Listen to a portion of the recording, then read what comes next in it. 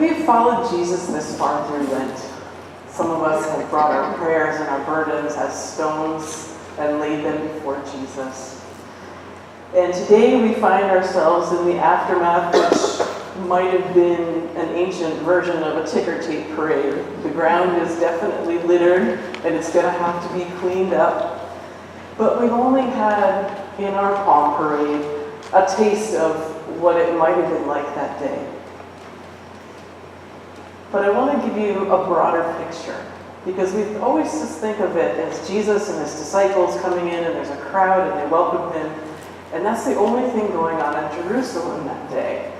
But that day, there are 4 gates entering into Jerusalem. And that day, Jesus and his disciples entered in through the gate that comes in through the east. And there were ordinary folk who knew of Jesus because they were there in Jerusalem to celebrate the Passover. And they celebrated. And they saw him coming. They cut down the branches in an impromptu parade welcoming the King of Peace. Meanwhile, on the west side of Jerusalem, there was a very different procession going on, because Pontius Pilate and all of the military, because he represented the authority of Rome, was coming in on a war horse in his armor and with centurions, and it was a very political side of things that you saw on the western side of Jerusalem. And there, the people who were there were a lot of folks who had to be there. They had to be there because they need to show their face in a show of support. And the reason that show of might was happening was because they wanted to make sure that people behaved themselves as all the pilgrims gathered into Jerusalem for the Passover. So you have a peacekeeping force on one side of the city, but you have the peace-bringing force on the other, because Jesus was bringing the peace that surpasses all human understanding. And it would be evident, and it will be evident all throughout this Holy Week. But it's hard to balance that sort of impromptu celebratory air with the hateful cries of "Crucify him" that we hear at the end of the week. I think it's hard to reconcile it because it is difficult for we humans to admit that we have both those extreme emotions in us. Yet Jesus, by his life and by his teachings, his presence, he accepts us as we are, just as he accepted the thieves who were crucified with him and told them they would be with him in glory. So as we move this week further into the heart of Jerusalem and move with Jesus toward Golgotha, I invite us to think about who Jesus is for us. Compare that to what he meant to others in the Passion story. If you think about this, how did people see him? The religious leaders saw Jesus as a threat to their authority.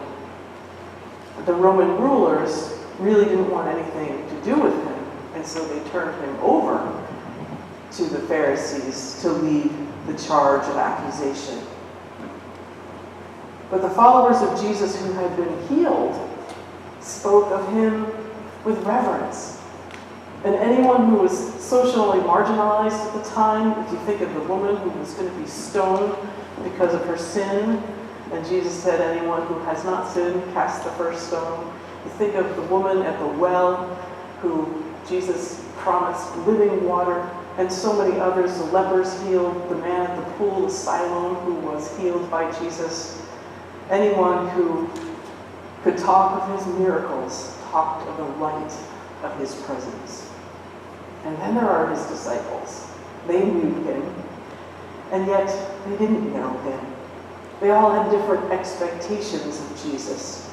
They all wanted him to be their savior, but that everyone had a different view of what that savior was.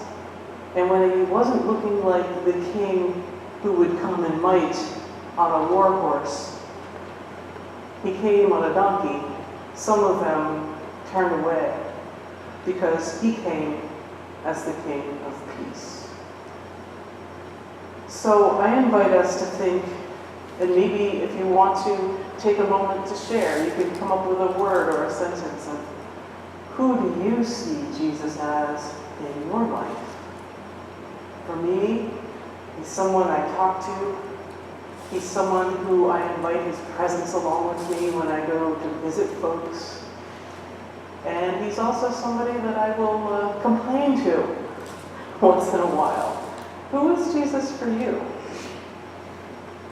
Anyone you want to say? Companion.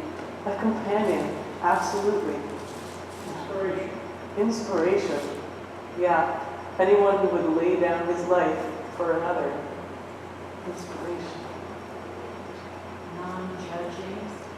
He wasn't judgmental. He was welcoming. A friend who is always with you. Yeah, a friend who is always with you, with us.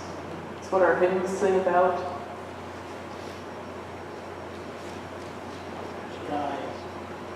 A guide, absolutely.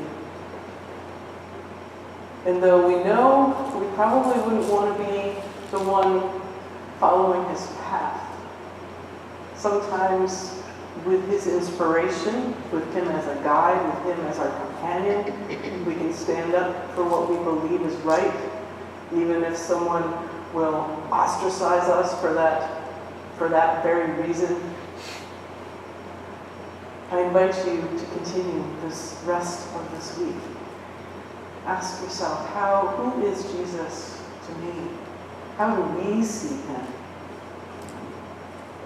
Like the Pharisees, hopefully we don't see him as a threat. Maybe he's a threat to those things in our lives that are what might be called sinful or ways that we stray off the path.